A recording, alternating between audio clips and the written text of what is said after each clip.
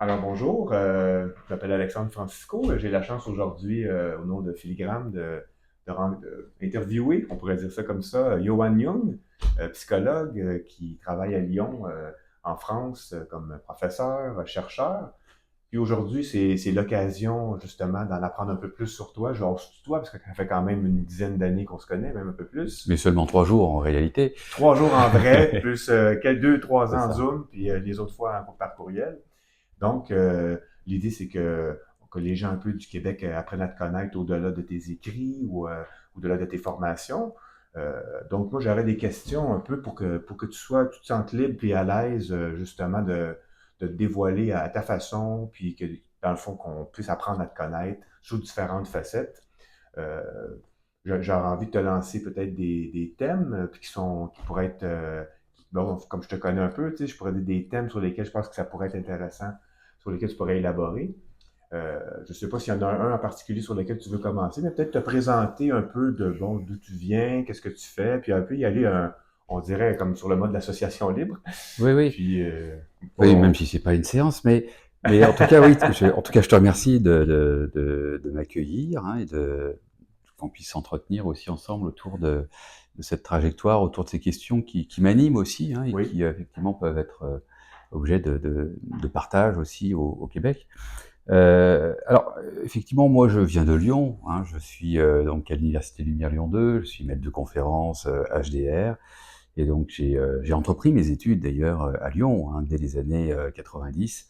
Et donc voilà, j'ai poursuivi donc jusqu'en 99 où j'ai obtenu donc mon diplôme de psychologue clinicien. Et puis après, dans la foulée, j'ai poursuivi en appui sur une clinique de la crise, donc une recherche hein, qu'on appelait DEA à l'époque, qui est mhm, devenu le master de recherche, et qui a été en quelque sorte la première pierre à partir de laquelle ensuite j'ai entrepris un travail de thèse, donc travail bien sûr beaucoup plus conséquent, hein, et donc sur les années, on va dire, entre 2006 et 2012. Donc je soutiens cette thèse en 2012, donc sous la direction de René Roussillon, mhm, et donc je travaille particulièrement des questions liées donc à l'identité, au double, et j'essaie d'articuler au fond ces deux notions entre elles, et spécifiquement à partir d'une clinique de la crise qui met à l'épreuve en quelque sorte l'identité hein, subjective, on va mhm. dire le narcissisme, hein, du côté justement de ce que ça vient révéler en termes de failles, en termes de fragilité. Et effectivement, dans ma pratique clinique, au cours de, j'allais dire, de ma construction identitaire de psychologue, j'ai rencontré j'allais dire, des situations de jeunes adultes et d'adolescents, donc en situation extrêmement critique, avec des problématiques de l'agir, problématiques suicidaires, et donc j'ai travaillé en particulier en service d'urgence et puis également en communauté thérapeutique. Et ce qui m'avait frappé au fond dans ces premières expériences cliniques, parce que ça me ramène vraiment à ces expériences cliniques initiales et initiatrices, hein, on pourrait même Mhm. parler de cas cliniques fondateurs, hein, comme on dit à Lyon. Originaire, oui. Voilà, c'est ça, c'est cas fondateur au sens Oui. de Paul Fustier, c'est-à-dire qu'on s'aperçoit que les situations qui nous travaillent et qu'on travaille vont effectivement nous aider à travailler aussi cette position interne, mais aussi toutes les perspectives qu'elles peuvent faire naître du côté d'un travail de mise en sens, d'un travail de représentation qu'on fait tous en fait en tant que cliniciens et qu'on peut éventuellement prolonger, poursuivre, en particulier en travaillant plus dans une dynamique de recherche. Mais tout ça est intimement lié bien sûr à la question de la clinique et des rencontres avec ces patients.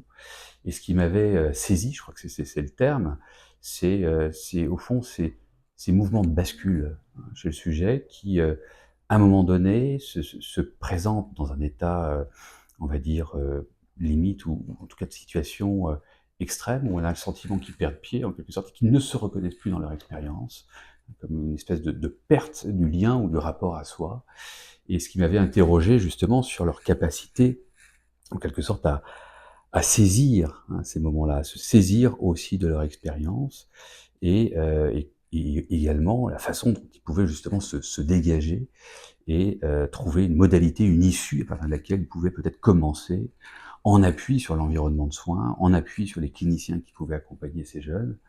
Donc travailler justement cette question d'une reprise, d'une élaboration de ce temps de crise, dans l'objectif de rétablir justement une continuité, de rétablir un lien réflexif à soi-même, avec cette idée que on est, il me semble-t-il, vraiment au cœur des problématiques identitaires, ce qu'on appelle à Lyon les souffrances narcissiques identitaires, qui, au fond, vont se retrouver très souvent, enfin, dans les problématiques étalimines, borderline, mais qui en réalité concernent tout un chacun, qui va mettre effectivement le sujet en difficulté, qui va être mis à l'épreuve concrètement, dans son sentiment d'être soi, dans sa capacité à se relier subjectivement à lui-même, mais aussi d'une certaine manière à l'autre, à l'extérieur, et qu'il y a quelque chose qui là vient d'une certaine manière s'exprimer, s'actualiser dans ces moments de grande tension, de crise, d'agir, enfin, et qui en même temps sous-tendent toute une problématique psychopathologique aussi potentielle. Donc c'est ces situations-là spécifiquement qui m'ont je dirais, sensibilisé en fait au début de ma carrière, enfin au début de, je dirais même au cours de ma formation. Hein, je travaillais ces questions identitaires au moment où je construisais, où j'ai à construire cette identité de psychologue clinicien, puis de clinicien chercheur. Et puis ensuite, après 99, donc j'ai prolongé, j'ai poursuivi, et j'ai travaillé auprès d'adolescents.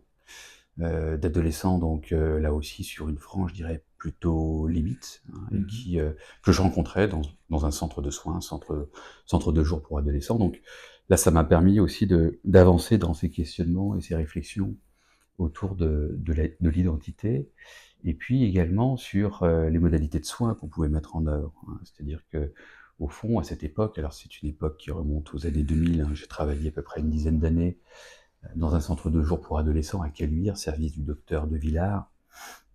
Et je me souviens, c'était sous la houlette aussi du médecin responsable, le docteur Bord, au contact de laquelle j'ai appris beaucoup, qui m'a vraiment aussi continué vraiment de me former en tant que professionnel, mais puisqu'on était aussi dans une institution très marquée par la pensée psychanalytique, il y avait vraiment une référence appuyée, et en même temps on était aussi la seule institution au sein même de l'hôpital, à traiter, à s'occuper en extra-hospitalier d'adolescents en leur apportant un soin psychique soutenu, conséquent, à raison de 2 à 3 demi-journées par semaine.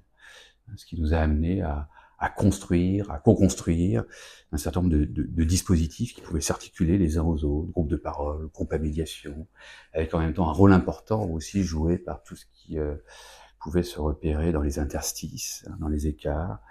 Et moi, j'occupais une place plus en tant que consultant avec mes collègues psychiatres. Et donc, on recevait les adolescents, et en même temps, on travaillait avec les soignants, éducateurs, infirmiers, et on travaillait à partir justement de ce qui leur arrivait, et de ce qui pouvait aussi, d'une certaine manière, nous adresser transférentiellement. Donc, il y avait vraiment cet enjeu comme ça, d'une espèce de transfert, en cascade.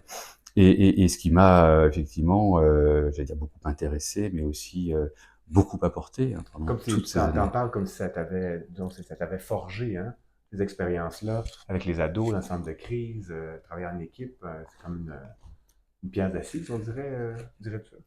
Oui, on peut Ton développement professionnel. Oui, je pense qu'on peut parler d'un socle, d'un vrai socle, un vrai terrain de pratique dans lequel s'est ancré et enraciné en quelque sorte ma pratique, et ma pratique future aussi, puisque j'ai encore des très forts souvenirs en fait de ces premières expériences, de ces premiers tâtonnements sur des terrains cliniques, je dirais, complexes, qui en même temps nous mettent vraiment très clairement à l'épreuve, qui nous laissent pas indifférents, qui nous mobilisent aussi, je vais dire, sur le plan émotionnel. Enfin, on est vraiment pris dans des liens très très forts, et c'est ça que j'affectionne particulièrement dans la clinique, dans la relation aussi aux adolescents, aux jeunes adultes, cette modalité de contact, de lien, à un moment où justement ils sont dans cette trajectoire de devenir sujet, ou de rester sujet parfois, de se maintenir comme sujet, lorsque la pathologie s'en mêle, et qui ensuite effectivement va rencontrer d'autres problématiques au moment je dirais, du devenir adulte. Donc ça, c'est vraiment des expériences qui continuent, je dirais, à alimenter un peu en arrière-fond mes réflexions actuelles sur l'identité. Parce que quand on travaille sur l'identité, on en prend pour un certain temps, et on n'en termine jamais, et en même temps, enfin voilà, moi je trouve que c'est une notion et une question qui m'intéresse particulièrement, parce que je trouve elle ouvre en fait sur différents registres du fonctionnement psychique, mais aussi sur différentes modalités, on va dire, de mise en sens, c'est-à-dire on repère des connexions spécifiques entre la notion d'identité et les notions de moi, de sujet, toute la question de la réflexivité. Il me semble que c'est une notion intéressante parce que c'est une notion aussi plastique. Alors souvent, on se plaint un petit peu comme ça des notions parce qu'on y met un petit peu ce qu'on souhaite et en même temps, c'est aussi quelque chose qu'on peut aussi façonner. Alors on appuie bien sûr sur un certain nombre d'auteurs qui se sont penchés sur la question, mais voilà, avec cette idée d'en déployer quelque chose dans le lien à l'autre, hein, donc avec cette dimension, on va dire, de l'intersubjectivité qui est vraiment au cœur de cette trajectoire identitaire et qui m'a paru tout à fait intéressant d'aborder sous l'angle du double. C'est-à-dire une façon, au fond, d'instaurer une sorte d'écart, d'ouverture aussi en même temps à un objet autre, mais qui en même temps est aussi un objet semblable au sujet, et qui va pouvoir, au fond, déployer ce qui peut-être tend j'allais dire, à se cristalliser, à se figer, ou à se confondre, ou à s'aliéner au sein de la réalité psychique interne, lorsqu'effectivement ce travail de réflexivité subjectivante n'a pas été, j'allais dire, suffisamment soutenu au cours de l'histoire, du fait de l'environnement souvent précaire qu'ont pu rencontrer justement ces sujets. Donc voilà, je me suis attelé à travailler cette question sous cet angle-là. Donc il y a cette cohérence au fond entre cette clinique à laquelle j'ai été confronté et qui m'a en quelque sorte saisi, interrogé, fasciné aussi par moments, on peut le dire comme ça, et qui a suscité, enfin chez moi, voilà, vraiment un intérêt très fort pour la réflexion autour de ces notions, de ces concepts, et puis pour la recherche aussi, puisque c'est... Oui, peux-tu nous raconter un peu justement comment ça t'a transporté, je dirais ça comme ça, vers un rôle d'enseignant, vers la recherche? Comment c'est, quel fruit ça a porté justement tout ce travail-là avec ces jeunes en crise identitaire? Alors c'est ça, c'est-à-dire que voilà, là on ouvre sur notre trajectoire, c'est la trajectoire de Oui. la recherche, qui est au fond une autre trajectoire identitaire, puisqu'il s'agit à cet endroit-là au fond de se forger une identité de chercheur. Et donc là, il s'agit de s'entourer en quelque sorte. Donc je dirais que j'ai eu plaisir vraiment et la chance d'avoir été particulièrement bien entouré en fait pendant ces années d'apprentissage de la recherche, donc à l'université Lyon 2, au CRPPC, hein, donc le laboratoire auquel je suis affilié, et qui est un laboratoire qui a connu effectivement un certain nombre d'heures de gloire. Oui, c'est le moins qu'on puisse dire, oui. Bah oui, depuis sa création en 1993 hein, par René Caisse, hein, qui diffuse bien sûr jusqu'au Québec, que vous connaissez. Oui, ben oui. Voilà, René Caisse, puis on a eu des figures comme Jean Bergeret, on a Albert Sicone, René Roussillon, Jean Guillaumin, Anne Brun, enfin voilà, on a quand même Paul Fustier dont je parlais tout à l'heure.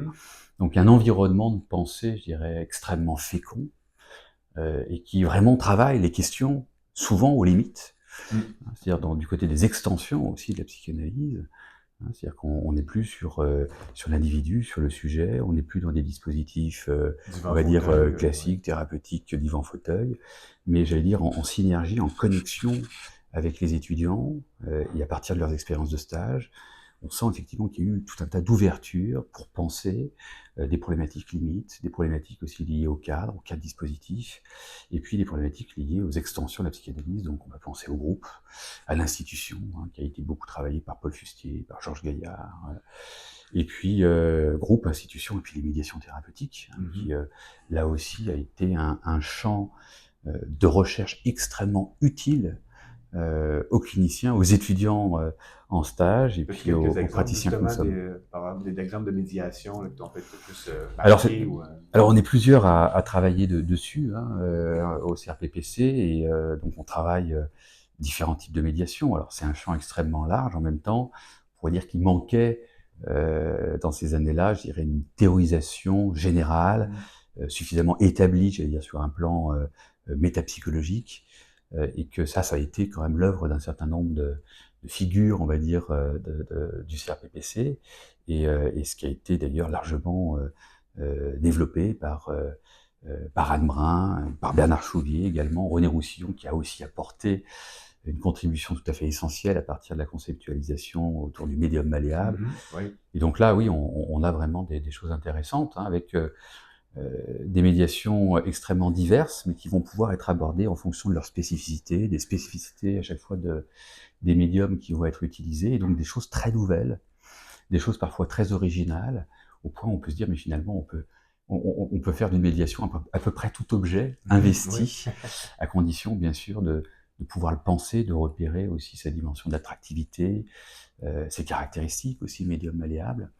Et donc voilà, moi je pense à des collègues doctorants qui travaillent sur la médiation escalade, par exemple, ou sur la médiation promenade, hein, donc ils vont se balader à l'extérieur. Oui. Et puis en même temps, on se rend compte que voilà, il y a des rencontres qui sont fortuites, qui sont inattendues, et qui vont introduire des opportunités au fond de liens et j'allais dire de traitement aussi, des expériences subjectives qui vont pouvoir se rejouer au dehors. Et pour autant, on est aussi tout à fait en articulation, en interface avec l'institution qui est d'une certaine manière un peu recomposée au dehors.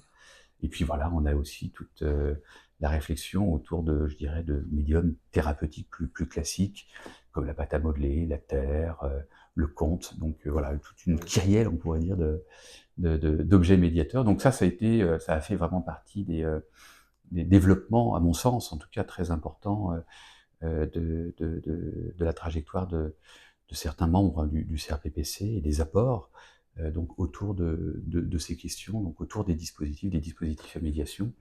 Moi, j'ai particulièrement travaillé alors avec mon collègue Guillaume Gillet. Oui, oui. C'est une rencontre forte, hein, il y a à peu près une dizaine d'années, un peu plus, où on a travaillé ensemble et on continue. Peut-être nous le présenter un peu, Guillaume? Oui, oui, oui, bah oui, c'est un ami avec qui je travaille, avec qui on a mis en place à l'époque un groupe thérapeutique à médiation jeux vidéo dans le centre médico-psychologique dans lequel je travaillais hein, pour enfants et adolescents. Et donc l'idée, c'était de pouvoir mettre en place un dispositif à médiation qui puisse intéresser aussi les adolescents. Qui soit pas trop régressif, qui soit pas trop perçu comme quelque chose qui Infantile, là. ouais, c'est ça, voilà. Donc on n'atteint pas les mouches avec du vinaigre et en même temps ça constituait aussi un objet familier pour eux, Oui. même si on s'est heurté quand même à un certain nombre de résistances, tu l'imagines, de la part non seulement des parents mais aussi des soignants, avec en même temps une espèce d'ambivalence parce que les soignants à la fois se disaient ah c'est génial, puis ça faisait une belle vitrine aussi pour le service. On est sur des nouvelles pratiques, on est sur des nouvelles médiations, jeux vidéo. Enfin voilà, qu'est-ce que ça va apporter? Donc une vraie curiosité, quelque chose qui fait énigme, mais qui stimule en fait vraiment. Et en même temps, de l'autre côté, attention, qu'est-ce qui va se passer? Est-ce qu'on va pas se faire remplacer par les jeux vidéo, par la machine? Et puis est-ce que finalement, est-ce que c'est bien sérieux cette affaire de jeux vidéo? Est-ce que c'est pas un peu complexe? Est-ce que ça peut pas rendre les patients addicts?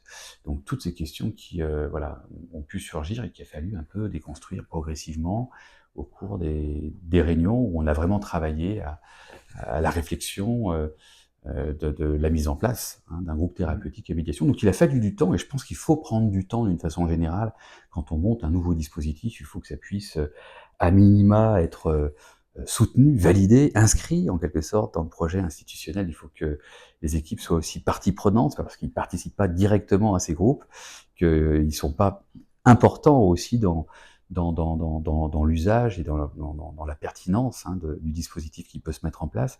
Donc c'est ça qu'on a essayé aussi de mettre au travail. Et puis voilà, donc ça s'est mis en place donc de façon un peu expérimentale. Ouais. Et donc on a pu observer un certain nombre d'effets thérapeutiques non pressentis et qui nous a permis aussi d'avancer aussi dans une forme de travail de modélisation et d'évaluation de ce type de dispositif en appui sur les outils là aussi de Lyon 2, notamment d'Anne Brun autour des tableaux de repérage, etc. Donc voilà, donc c'est cette idée de prolonger aussi, hein, de s'approprier en quelque sorte un peu l'héritage, mais aussi de prolonger, de diversifier et je dirais de travailler aussi ces nouvelles pratiques avec ce souci de l'adéquation, la congruence du dispositif en lien avec le public qu'on vise, et avec l'idée que la façon dont ils vont utiliser en quelque sorte ces dispositifs-là, bah, ça va nous apprendre aussi beaucoup. Ça va nous donner du grain à moudre, Oui. ça va nous permettre d'avancer aussi peut-être dans certains réglages, dans certaines modifications, améliorations. Et donc ça, je trouve tout à fait intéressant. Donc c'est cette entreprise-là qu'on travaille. Alors c'est surtout Guillaume Gillet, hein, ça fait vraiment partie de ses objets. Moi je le soutiens, je l'accompagne. C'est ses objets à Et, lui. et je pense avec lui, et c'est un plaisir. Et voilà, et donc on est sur ce créneau-là. Mais ce qui est intéressant aussi, c'est que avec ces dispositifs-là, l'idée c'est aussi de travailler à des formes de transposition avec d'autres dispositifs qu'on pourrait aussi imaginer, qu'on pourrait construire. Au fond, le jeu vidéo va faire associer aussi sur d'autres pratiques à médiation. On peut penser au théâtre, on peut penser au dessin d'une certaine manière, au modelage, parce qu'il s'agit de modeler, de personnaliser au fond des avatars dans lesquels la subjectivité va se glisser, avec laquelle le sujet va évoluer. Et donc on repère effectivement un certain nombre de ressorts thérapeutiques tout à fait intéressants et qui, du point de vue de la recherche, nous amènent aussi potentiellement à éclairer aussi d'autres dispositifs. Puis en même temps, parlant de recherche, tu as contribué évidemment à tout ça, dans le sens que ce serait intéressant de t'entendre sur ta contribution, sur la thèse que tu as fait, les débouchés sur lesquels ça a ouvert des avenues. Quand tu parles du fameux double transitionnel, peut-être que ça serait intéressant de t'entendre, dans le fond, de ta contribution à la recherche, peut-être une certaine lecture clinique quand même avec ça, qui, en tout cas, qui moi, m'a beaucoup éclairé, là. Oui, alors c'est cette question du double, de Tu l'as l'identité, évoqué tout à l'heure, c'est pour que ça j'ai que, ben évoquée, oui.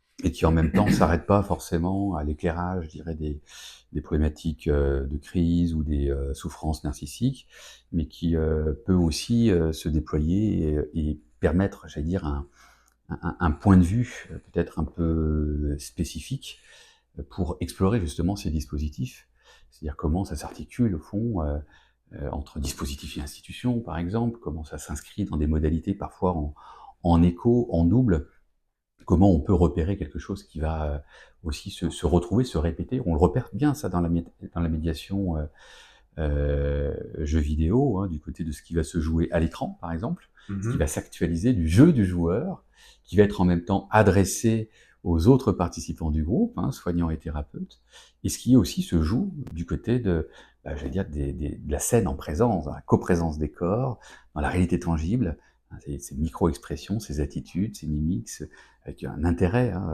autour de toute cette question du langage du corps, là où on serait un peu happé par l'écran, par les mouvements d'animation, par l'attractivité inhérente au dispositif du jeu vidéo. Donc, penser cette question-là permet d'articuler, de différencier et en même temps d'associer ce qui va se jouer de part et d'autre.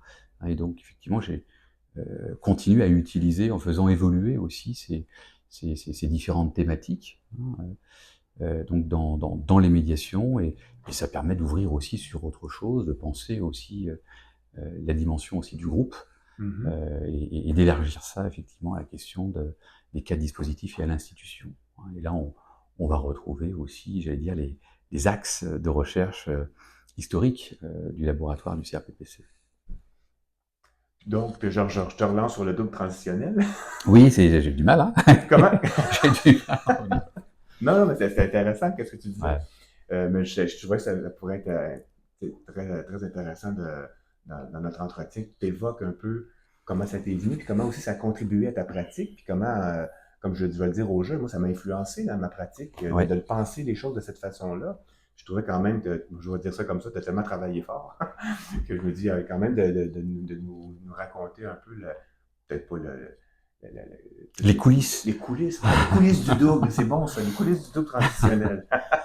Oui, alors il y a toujours quelque chose d'énigmatique en fait Oui. dans l'origine d'une recherche. Il y a quelque chose qui est probablement insaisissable et qui parle tellement de nous. Alors faut pas trop le dire, mais il y a quelque chose qui, C'est voilà, entre nous, là. c'est ça. Mais voilà, qu'on le veuille ou non, on se glisse dans nos objets de recherche. Ça parle de nous. C'est comme quand on fait une thèse pendant des années. Bien sûr qu'il y a quelque chose qui est actif, qui est à l'œuvre et qui vient parler d'une certaine manière au fond de ce qui nous anime. Et effectivement, cette question du double, alors elle fait écho à la question identitaire qui m'a en premier lieu saisi en lien avec les scènes cliniques auxquelles j'ai pu être exposé, auxquelles j'ai pu être confronté, mais qui va ouvrir ensuite sur une réflexion aussi, j'allais dire, universelle sur la construction identitaire. Au-delà de la psychopathologie, là.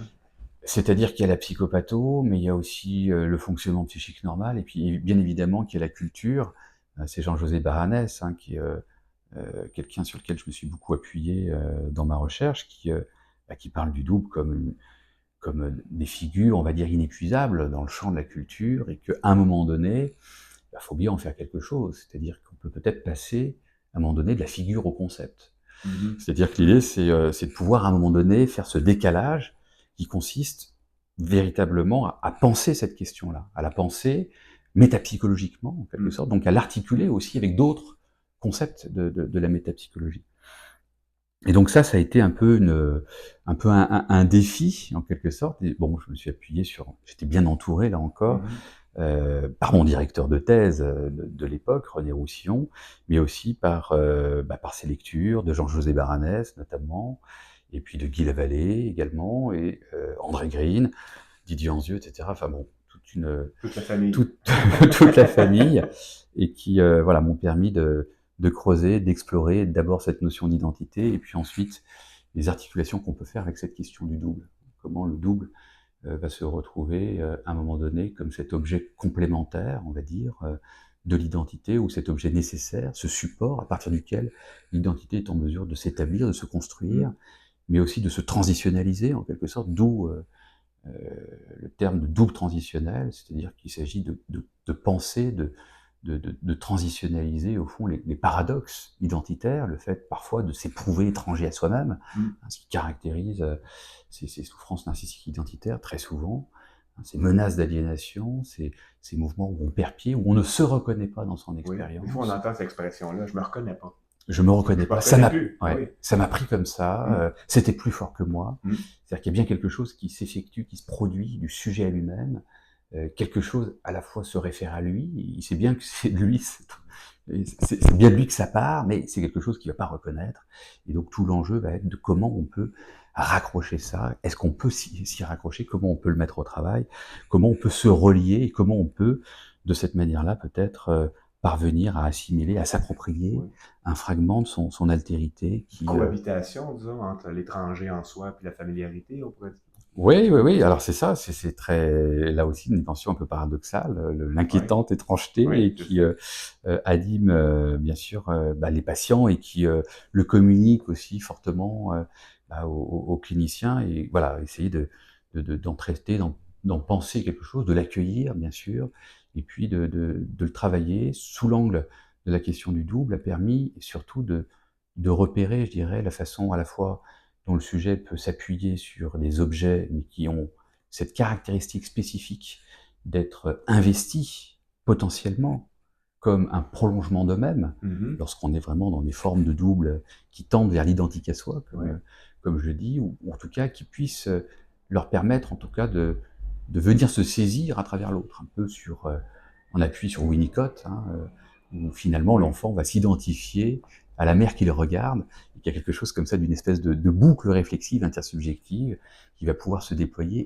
et nourrir la subjectivité naissante à travers l'établissement de ces premiers paliers constitutifs d'une subjectivité qui va pouvoir effectivement être en mesure de se saisir et de s'inscrire dans cette dynamique du devenir sujet. Donc ça, c'est vraiment des questions qui m'ont intéressé, donc cette question du double avec ces différents auteurs. Et puis, je dirais plus récemment, ce qui m'a particulièrement animé, alors je parlais des dispositifs tout à l'heure, mais c'est aussi de pouvoir penser cette question du double autour des configurations transférentielles. C'est-à-dire alors ça a été beaucoup travaillé, notamment par, je pense à Cohut, et puis d'autres auteurs. On peut penser aussi aux formes de transfert narcissique, ou transfert paradoxal, Didier Anzieux, ou transfert par retournement. Donc différentes formes de transfert qui, en même temps, mettent en perspective d'une façon différente. C'est peut-être pas tout à fait la même chose. C'est peut-être un peu différent, c'est peut-être un petit peu pareil. T'es déjà dans le double. Voilà, c'est ça. Et qui mettent au travail justement la façon dont on se retrouve soi-même investi aussi à cet endroit-là, particulièrement lorsque le sujet a peiné ou s'est retrouvé en difficulté pour pouvoir véritablement se reconnaître et s'éprouver au contact de son environnement, dans un lien, j'allais dire, suffisamment continu, dans un lien suffisamment familier, dans quelque chose qui puisse résonner avec cette réalité psychique en construction, dans quelque chose qui n'est pas du côté de la révélation, mais bien d'une construction processuelle, progressive, où l'enjeu va être bien évidemment d'assimiler progressivement, sous une forme peut-être incorporative d'abord, introjective, ensuite des expériences relationnelles, partagées avec un autre, partagées avec un environnement, mais que le sujet va pouvoir assimiler précisément parce que l'environnement aura fait ce travail de traitement, de digestion, comme dirait Bion, de transformation suffisante pour que justement ce qui est restitué au sujet puisse pouvoir s'intégrer de façon congruente à sa matière psychique, à son tissu subjectif en construction.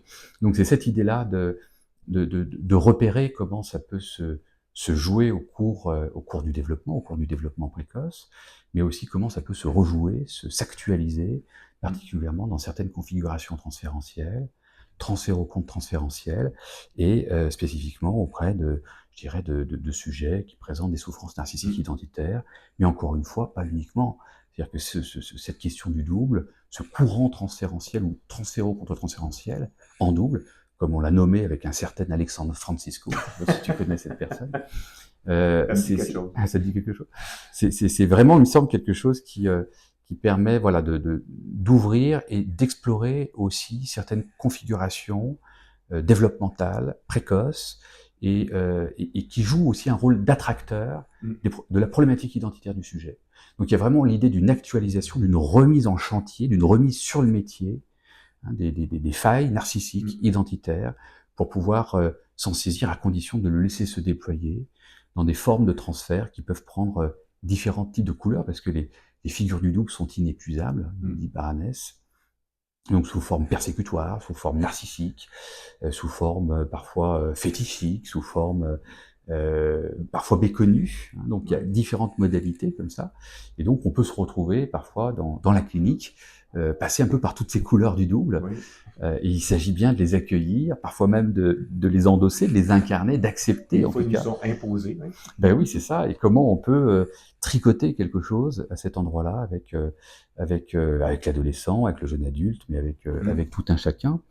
Et ce qui me paraît important de souligner, c'est l'idée aussi que on est vraiment dans une modalité d'actualisation. Ça veut dire que ça s'inscrit bien dans le transfert et donc ça réfère bien aussi à la question de l'histoire.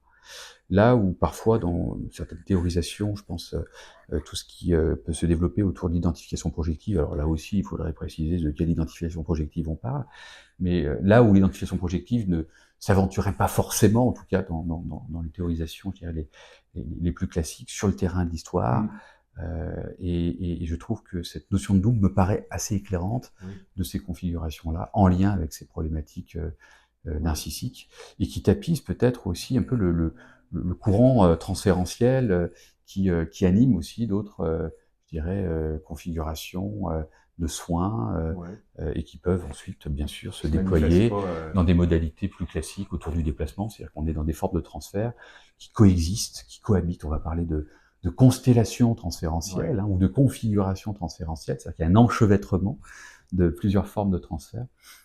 Et donc voilà, on essaie de se dépatouiller un peu avec tout ça. Des fois, dans des situations normales de la vie, le vieillissement par exemple, ça peut être très utile d'avoir un double transitionnel dans certaines périodes comme l'adolescence, le vieillissement en âge. Effectivement, ça... Tu as dit un mot important tantôt. Tu as dit le partage. C'est un partage, ça se passe comme ça dans un rapport avec l'autre, ça implique un partage mutuel, réciproque, des fois peut-être inégal. Puis ça me faisait associer sur qui dit chercheur, professeur, dit partager avec les autres. Il me semble que ça, de ce que je connais de toi, puis je trouve que ça serait intéressant que tu en parles un peu, c'est, je dirais, tu me corriges si je me trompe, mais quand même, il n'y a pas juste la passion de la théorie, il y a la clinique, il y a la passion aussi de pouvoir enseigner, transmettre, peut-être partager donc avec des fois des Québécois, mais des fois, je veux dire, avec des étudiants, bref, je trouve ça intéressant que tu nous en parles un peu de cette partie-là de... Le partage et le plaisir du partage. Oui, c'est ça, plaisir partagé. Le plaisir de partage, le plaisir partagé et le plaisir de partager aussi des moments avec les Québécois et de travailler ensemble. Et ça, c'est vraiment... c'est un grand plaisir. Il y a une expression québécoise qui m'échappe peut-être pour le dire. Mais en tout cas, oui, c'est ce plaisir partagé, ce partage, oui, qui est une espèce de point commun au fond de ces différentes activités qu'on articule, qu'on essaie d'articuler le mieux possible en tant qu'enseignant-chercheur, c'est-à-dire en clinique en tout cas, entre bien sûr l'enseignement, la recherche et puis le soin qui reste quand même notre socle, notre terrain aussi de travail qui nous a aussi construits et qui nous permet aussi d'être en position de pouvoir enseigner ce qu'on pratique. Et je crois que ça, cette question du partage, elle est essentielle. On la retrouve bien sûr dans la position d'enseignement, enfin qui me semble être un point tout à fait essentiel, et je suis reconnaissant aux étudiants qui nous font des retours sur nos enseignements, qui nous posent des questions, qui nous poussent dans nos retranchements et qui nous permettent de préciser parfois certaines approximations ou qui nous ouvrent la porte vraiment à des pistes qu'on n'avait pas forcément entrevues et qui voilà, bon, et ça, je pense effectivement, ça c'est vraiment un travail. Alors, je pense au travail de séminaire de recherche avec les étudiants inscrits en thèse, avec les chercheurs de master, master 1, master 2, et puis l'enseignement aussi, transmettre les connaissances, les notions, les théories, enfin leur raconter un peu l'histoire de la façon dont on peut se représenter aussi le fonctionnement psychique en exercice, et ses conditions aussi d'exercice, tout ce qui va avoir trait au cadre, au dispositif, et puis les différentes extensions, etc. Et c'est vrai que ça, c'est vraiment un plaisir, c'est-à-dire que cette idée de transmettre, je trouve qu'elle elle permet vraiment de s'approprier quelque chose de différent. Il y a vraiment ce mouvement un peu en aller-retour, on transmet, mais en même temps on récolte ce qu'on transmet, il y a vraiment quelque chose qui se rejoue et qui se précise, qui se partage, et à partir du moment où ça se partage, il y a quelque chose de plus, il y a quelque chose qui produit aussi du plaisir, qui produit de la satisfaction, et on en tire un grand bénéfice, et en même temps, voilà, ça permet aussi de réagencer aussi autrement certaines pensées, certaines notions, certaines réflexions, et ça, je trouve que c'est tout à fait intéressant, et avec cette idée aussi vraiment de transmettre des outils, hein, des modalités méthodologiques, une approche, une démarche de pensée, hein, c'est-à-dire que c'est pas qu'une accumulation de savoir, hein, mais voilà, c'est vraiment et puis de susciter aussi quelque chose de l'ordre de l'envie, du désir d'apprendre, de la curiosité. On s'identifie à eux, un peu comme quand on était étudiant et qu'on s'identifie à nos professeurs, et qu'il y a vraiment quelque chose qu'on souhaite, que je souhaite en tout cas, moi, vraiment transmettre. Donc ça, c'est quelque chose qui est... Un peu comme, on reçoit autant qu'on donne. Oui, c'est ça. Alors après, on ne sait jamais en quelle proportion. Non, on peut dire ça, mais c'est toujours très, très opaque.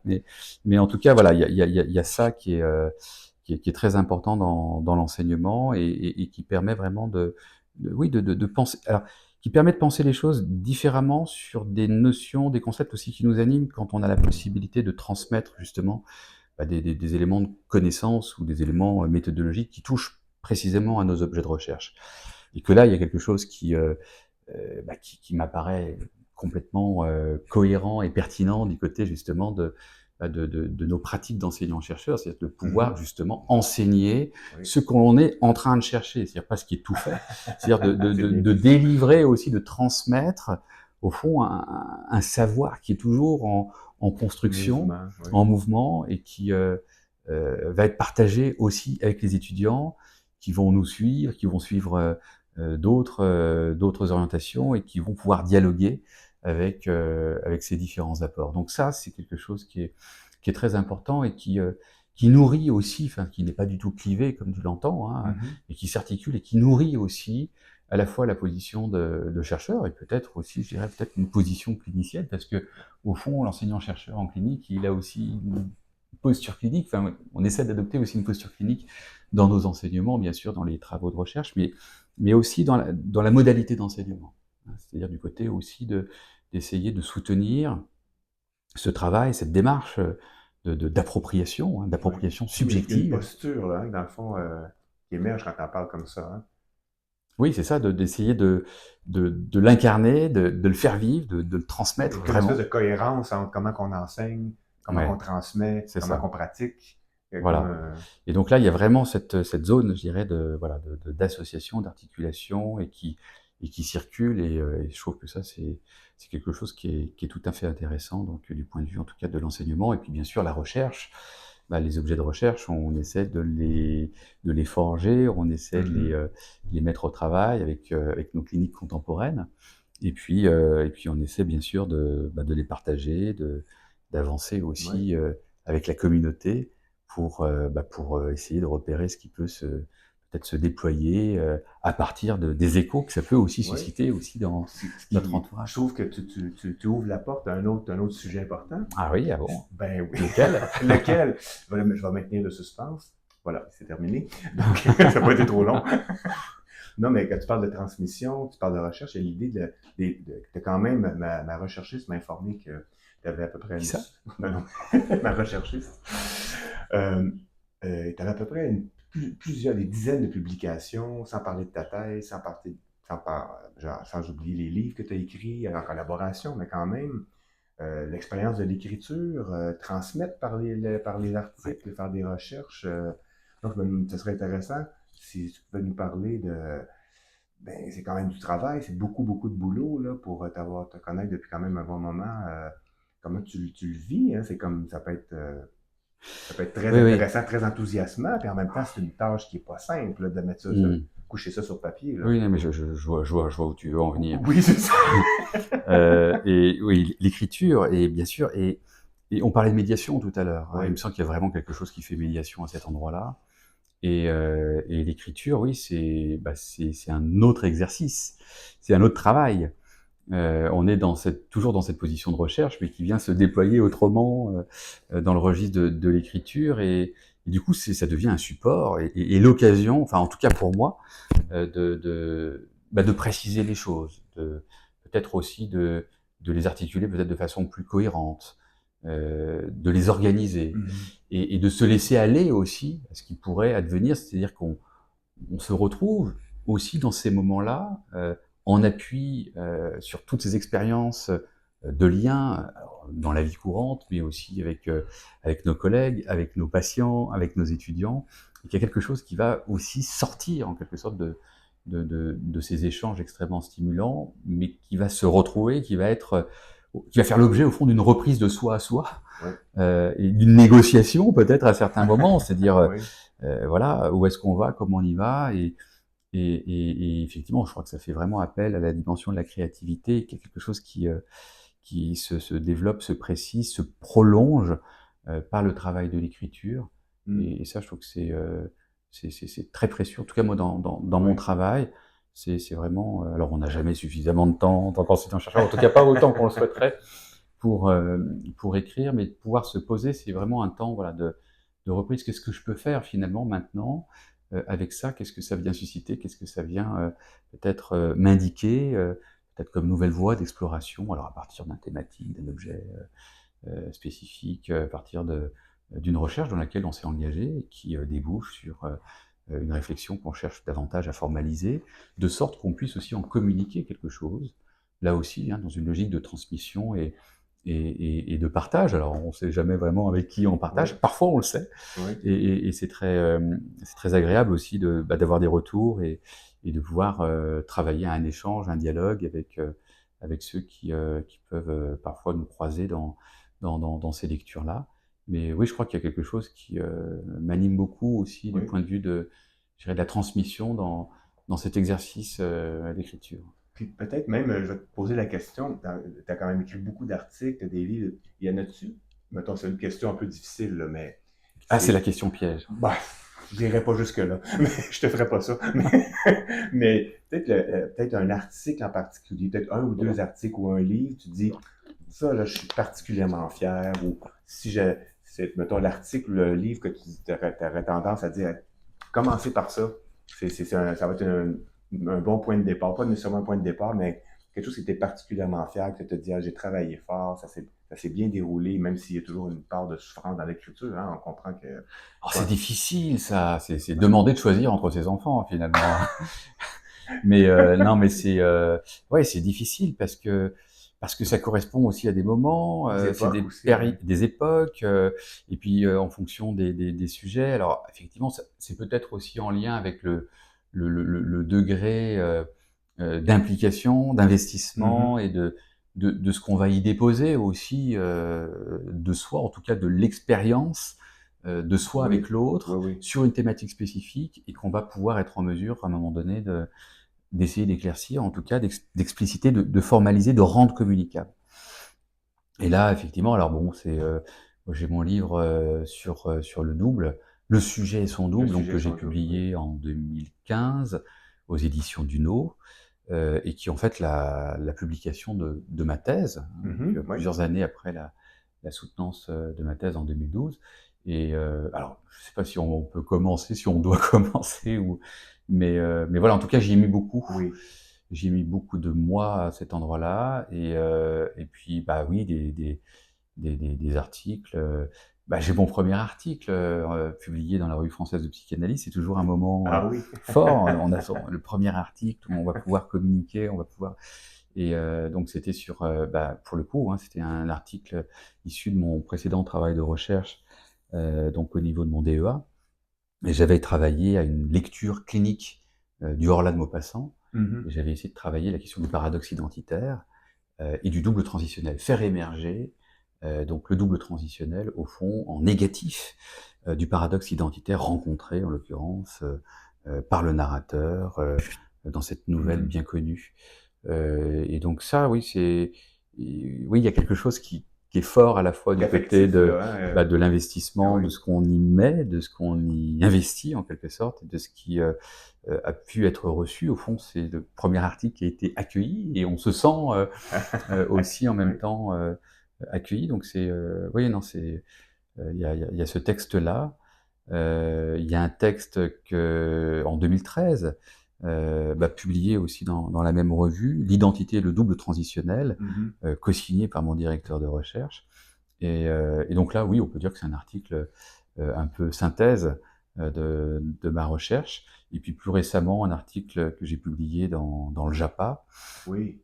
voilà, et qui en fait est une sorte d'état des lieux, on va dire un peu retard et réactualisé par rapport à mon travail d'HDR, donc sur, je dirais, les propositions que j'avais pu déjà faire à l'époque en 2012 et qui se sont, je dirais, prolongées à partir de Mhm. réflexions plus centrées, notamment sur des questions cliniques, sur la question des cadres dispositifs, et sur la dimension un peu sociale contemporaine. Donc voilà, il y a quelque chose comme ça qui s'est ouvert et que j'ai essayé de rassembler dans cet article que j'ai appelé comment je crois que c'est de l'énigme identitaire au devenir sujet, donc Exact. tout un programme Avec la version anglaise aussi. avec la version anglaise puisque Rien de moins, ça a été publié donc non loin d'ici aux États-Unis. quand même.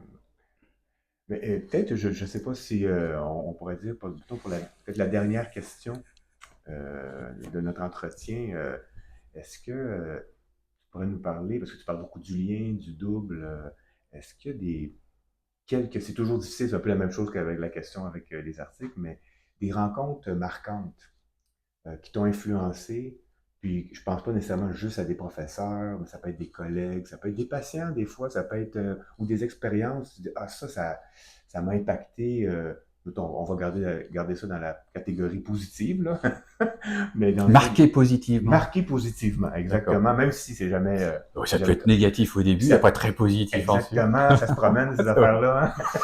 Et Mais donc, peut-être qu'on pourra avoir un peu tes influences, puis ouais. apprendre l'idée un peu, c'est qu'on apprenne à te connaître. Ouais, ouais. Bah, des rencontres marquantes, oui, beaucoup.